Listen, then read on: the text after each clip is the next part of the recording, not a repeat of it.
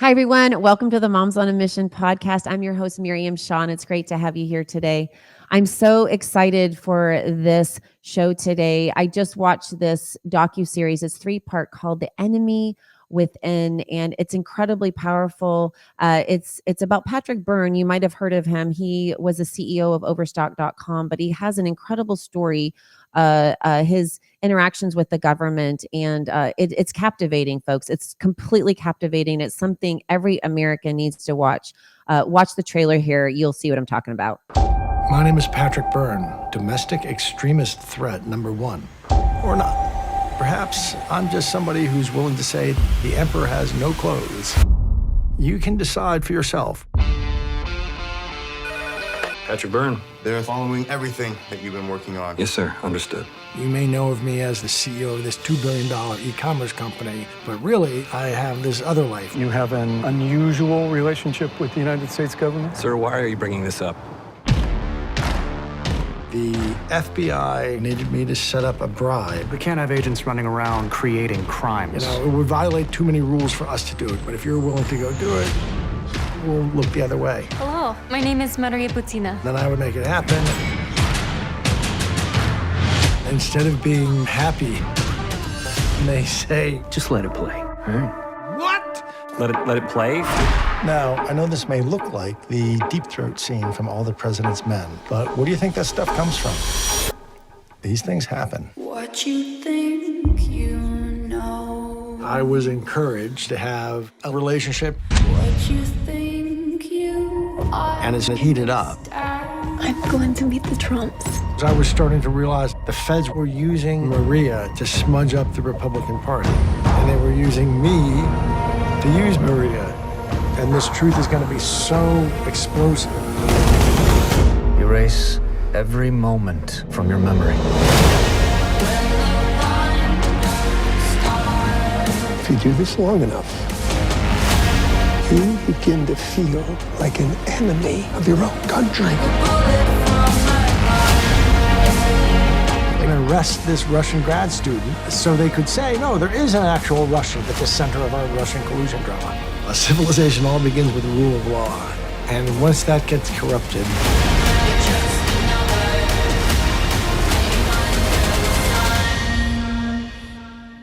it's like my worst fears have just been realized. I don't know, maybe I'm just being sensitive.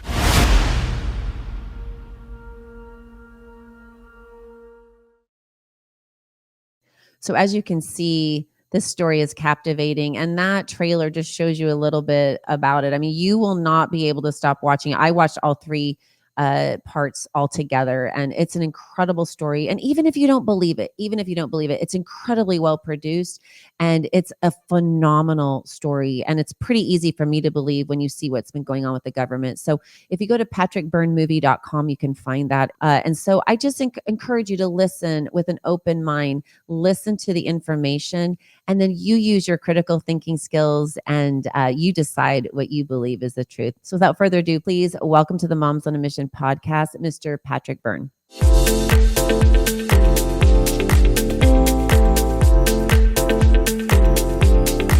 Patrick Byrne, welcome to the Moms on a Mission podcast. It's such an honor to have you here today. Thank you for joining me. Miriam, what an honor it is to be on with you and to be on with the moms. The moms, I've come to realize in the last 4 years what cowards men are compared to moms. And moms saved America, and among the most courageous fighters in America the last 4 years have been the moms who just said, we're not going to put up with this. I loved it. Well, your mom is a pretty incredible lady herself, and I'm so honored to have you on to talk about your story that's been made so beautifully produced by the Thayers with Spirit Pictures into a 3-part docuseries called The Enemy Within.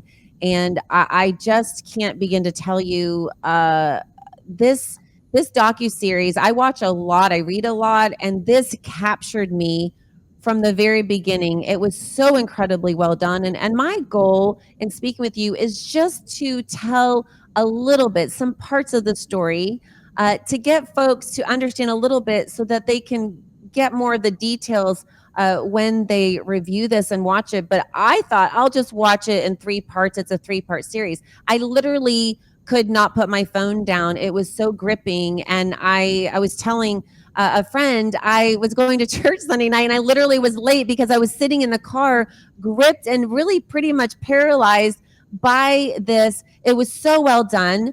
And so I'm really excited to talk to you about that today. I think most people know you, Patrick, of course, as the CEO of Overstock.com, this brilliant genius tech wizard who started that company, was massively successful. But I think there's some things that really are important. You talk about this story that is so crazy. I personally didn't think it was, but I wanted to just talk about a little bit about your background, because I think it creates some credibility, authenticity, not that you need it. But for me, I felt like I pretty instantly was like, this dude is legit. Like you went to Dartmouth, Cambridge, Stanford. You have pretty much a photographic memory, which I think is incredibly cool. And you had a stuttering issue, and your mom, your amazing mom, was the one that helped you with that.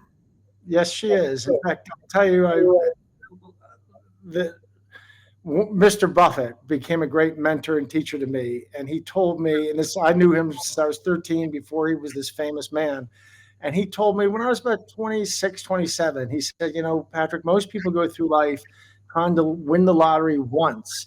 You won it twice the day you were born. You got your father, who was like winning the Connecticut state lottery, and you got your mother, who was the Irish sweepstakes.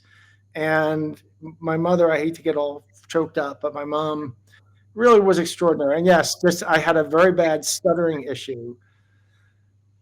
And she used to carry a book of poetry and teach me poetry, because when I recited poetry, well, I stuttered and I lisped and I said wabbit and I said totanut, and I was really, no one could understand me but she. But she would teach me poems. Then for people's birthday, instead of giving a physical present, I would recite a poem that I had learned for them. And that was, and it was, so I learned a whole bunch of poetry, and I could recite without stuttering. And so I was the youngest of three sons, and my mom and I was more like my mom's. My two older brothers were my dad's. That's kind of how it just emotionally worked out. Oh, she's really. And one thing I wanted to bring up, and we'll talk about this a little bit later, but I thought that her involvement in your life was so powerful too. But before we go to that, I wanted to touch base with you. I found this incredibly fascinating. I wanted to ask you a question about this. So you studied abroad in China your junior year at Dartmouth, and your relationship with the government is incredibly fascinating, because I just was putting myself in your shoes, and maybe there's some things that I'm missing, but I think it's so incredibly wild. Like, what are the chances that you're going to study in China and that a man is going to come up to you and give you a letter to give to the US government? And maybe because of your dad and Warren Buffett and that relationship, maybe you had access to the US government. But as I was captivated by that part of the movie, and I was thinking, how does that happen? First of all, that he would know to come to you. How would he know that you could deliver it to the US government? And then you successfully did. And it was like that created this birth of this relationship with Uncle Sam. Well, first of all, you should know I get nauseous even talking about this, because even my best friends for decades never knew anything about this side of my life. I was a bit entrepreneur, and I've never been married or had children. And what they didn't know was this other side of my life, even very, very close friends of mine. And I thought it was going to die with me. And you're never supposed to talk about this stuff. I should say up front, I'm not CIA. The one group I never worked for was CIA or anything to do with spying. But I got used. There were opportunities for peace that I often got sort of tapped on the shoulder, and they understood early on that would be something I would gravitate to, I suppose. It did happen in China. I was a student in 83, 84 there, and I had a French girlfriend, and days I was speaking Chinese and nights I was speaking French, and I was walking through a public place, and we were speaking French, and this little man from Laos came up, and they spoke perfect French. Laos was a former French colony next to Vietnam. And he came bounding up and introducing himself, because he heard us speaking French. And so we got to know each other a bit. He had joined us for dinner. And I went back about 4 times, 5 times, and had dinner with him.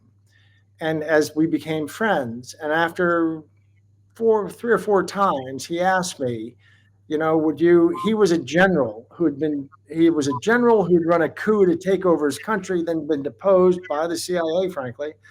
And he was living in exile in China, but he had 600 troops loyal to him fighting a guerrilla war in Laos.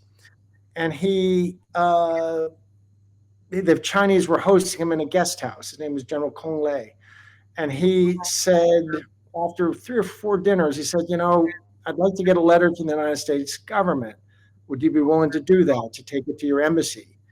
And I didn't even say yes that dinner. That seemed kind of, and I said, no. Well, I said, let me think about it. And I went back a week later and said, yes, if you've got a letter, it seemed harmless. It didn't seem, and so he wrote a letter and I took it. I didn't even know who to go to in the embassy, but I knew that there was a position called military attaché. I didn't know quite what they did, but I figured, well, that guy would probably know whoever was supposed to go to. So I just went to the embassy and I asked to speak to, there was Marine Guard. I asked to get and speak to a consular officer and I sat with him. I told him that story and I said, can I meet your military, is there a military attaché? And I think they just brought out like an assistant to somebody and they took the letter. I never knew what was in the letter. I never knew what was in the letter. But then 5 years later, so I had the next 5 years were quite rough for me. I had cancer a few times. I was very sick and hospitalized for most of 3 years. And then as I got out, Stanford was wonderful to me. And I started a graduate degree at Stanford and I did lots of, I was in and out of the hospital in Stanford University, and Stanford was wonderful. And I was doing, among other things, development economics. I got reached out to by the chairman of the Joint Chiefs of Staff. He met my father, and he asked my father, are you the father of the young man who was in China 5 years ago and delivered a letter to the United States government? And my father said, I have no idea what you're talking about. But he took a business card and got it to me, and I gave the chairman of the Joint Chiefs a call, and he said he was just stepping down, and he said, come see me in Minnesota. So I went up to where he was retiring in Minnesota, and he said, President Reagan has given me as my last duty to serve my country. He asked me to restore peaceful relations with Vietnam.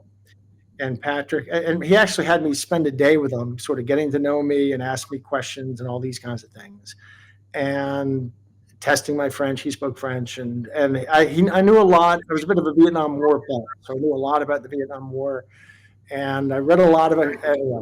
And he asked me, he said, look, we were supposed to be reestablishing diplomatic relations. I've had 3 or 4 meetings with my counterpart, the foreign minister.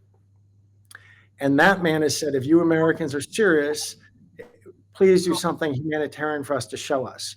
So, Patrick, we have no diplomatic relations, but I'll give you a letter and I will fax them a letter. And I'd like you to go to Vietnam and just spend a couple weeks and come back and write me a report on how, if there's a budget of, say, $300,000, how could that money be spent to do the most good for the most people in Vietnam? And so, so I went over to Vietnam. I said, yes, sir. I was studying development economics. Had grown up. Yeah. You see why it actually makes some sense. It does. I knew something about Vietnam. I spoke Chinese. It all kind of worked. So I went and spent a couple of weeks. The government was fantastic to me. I had one of the most incredible experiences of my life. I came back and was basically a term paper and turned it into them. And I understand that basically everything I proposed they did. And they were small things. They were things like there was either the Swiss or the Swedes had built a little factory to make artificial limbs, of which there were a lot of lost limbs at Vietnam in 1988. But they had run out of, you pour, I think it was polyurethane into the machines, and they would extrude artificial arms and legs. And they needed, and so I realized, gee, if all we get is, for I think it was like $120 a barrel of polyethylene, it can create, 8 limbs or 28 limbs or something, and 28 lives are fixed. And I did it all on this very dollar per life basis. I just made up all the economics. I mean, what analyzed that and gave this term paper. And they went and did it.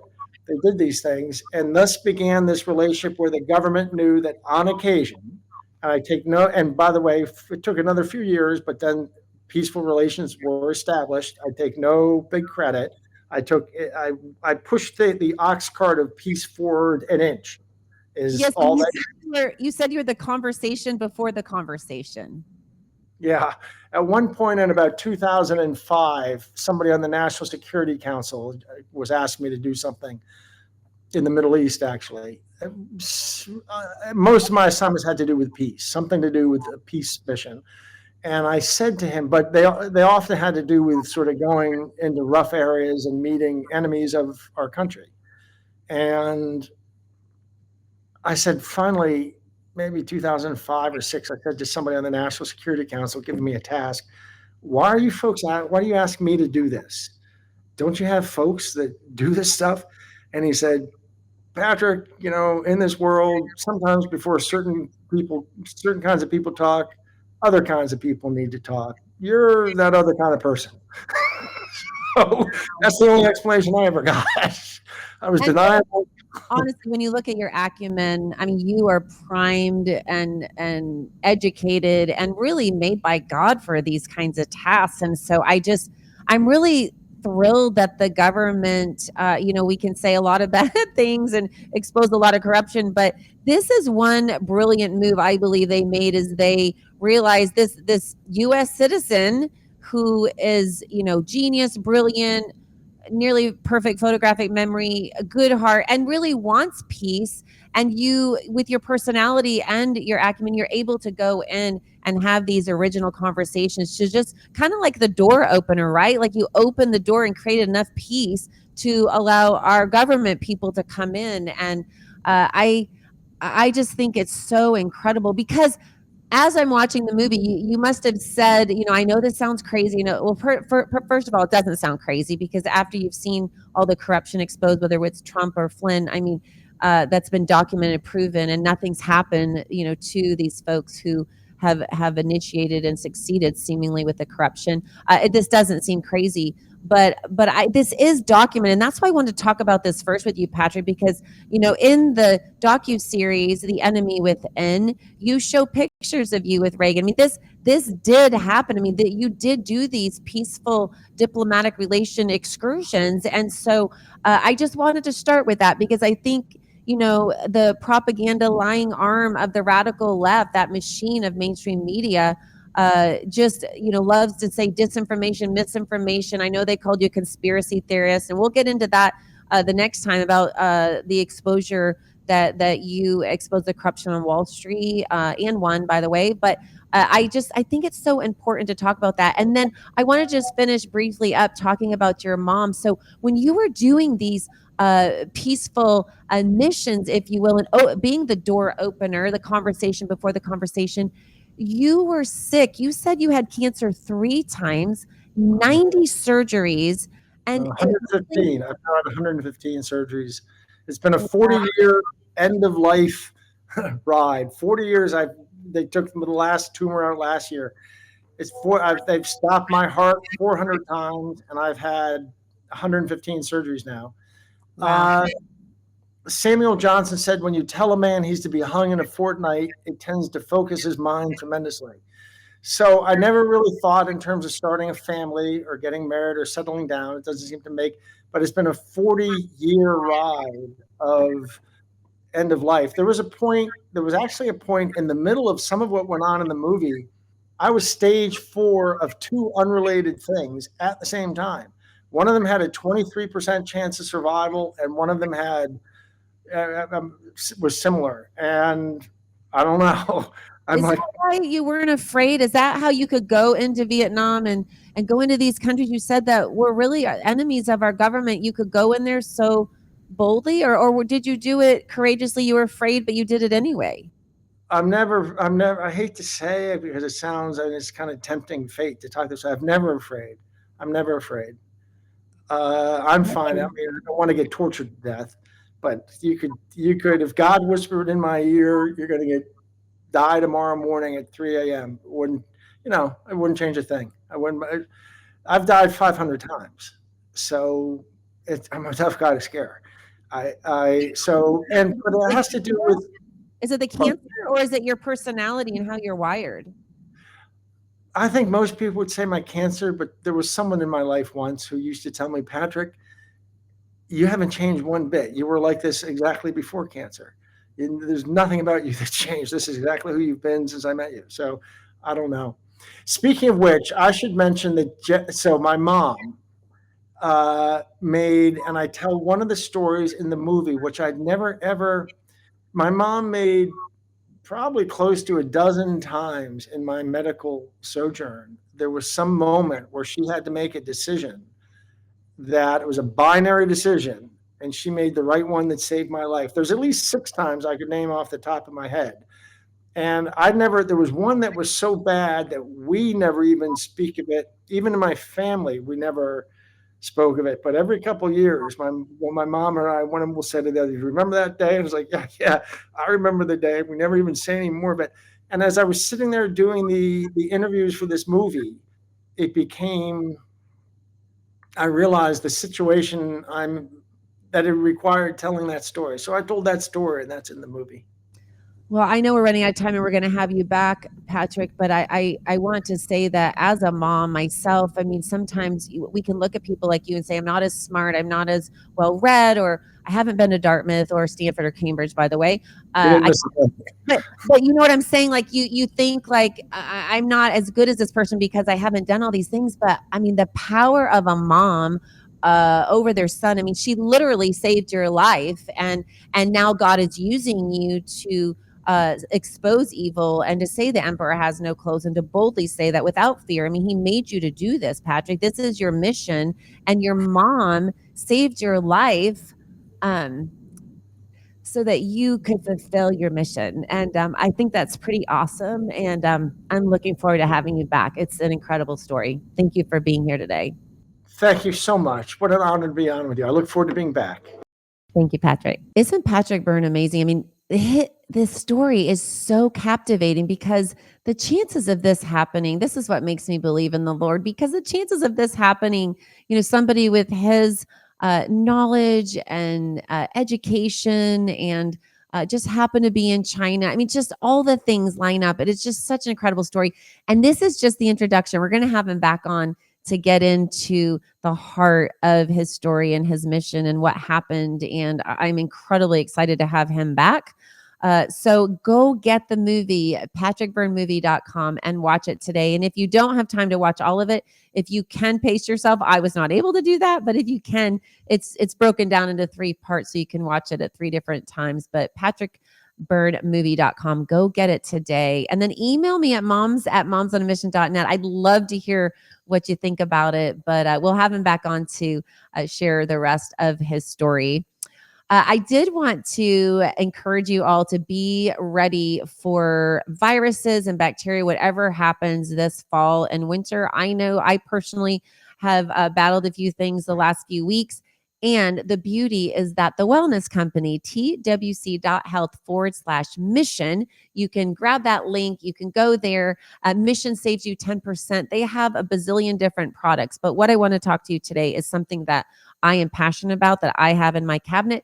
And that is, they have a medical emergency kit. They have one for kids. Isn't this so cute? The turquoise color. I absolutely love it. The kids emergency kit. And then they have, this is for adults, the medical emergency kit. It is for 18 and up. So if you have a 16-year-old or 15-year-old, they want you to grab this, the one for kids. And then this one is for adults. We have a few of these in my house for all of us to have. I don't know about you, but in 2020, I couldn't get certain medications that, the pharmacies or the powers that be didn't want us to have, so that we would be forced to take other measures. And so after that happened, I thought, you know what? Never going to happen again. I'm going to stick one of these kits in my cabinet for me and one for my whole family. So if you go to twc.health/mission today, you can grab one of these. They also have one that's called the Contagion emergency kit, and it prepares you for bird flu and monkeypox and all those things. and you have medications. It's just amazing all the things they have in these kits. And they also have a guidebook. So if you're like, oh, I don't know when to use what, they have a guidebook and it will help you know when to use an antifungal or an antibiotic or things like that. So twc.health/mission. The mission saves you 10% off everything you order every single time. So thank you all so much for listening. Please share this episode. I think this story is incredibly important that we share this, that we know that this happened and we can speak about it. And most importantly, pray. Thanks for joining me today and have a great day.